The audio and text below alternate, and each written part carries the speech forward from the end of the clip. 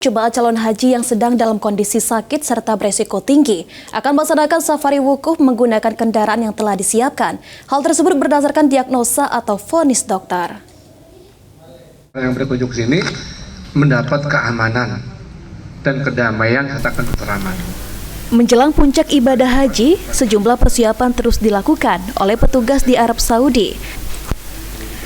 Salah satunya pengecekan kesehatan bagi jemaah dalam kondisi sakit dan beresiko tinggi yang akan melakukan safari wukuf.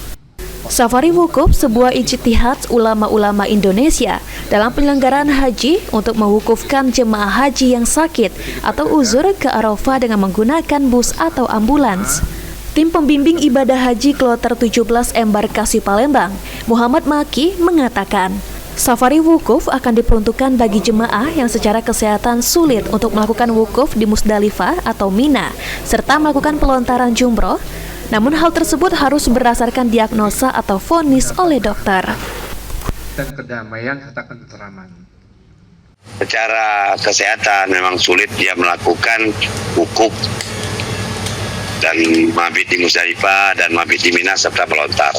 Gitu Pak. Baik Pak, berarti nanti kita sambung Pak, saya mendengar pengumuman dulu orang Arab ya.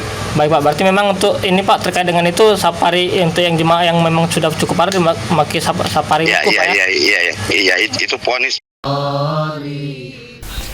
Menjelang puncak haji, seluruh jemaah Embarkasi Palembang saat sedang menerima penjelasan terkait puncak ibadah haji atau Armusna yang disampaikan oleh Mustasyar Dini, Ilham Wahyudi, PAL TV.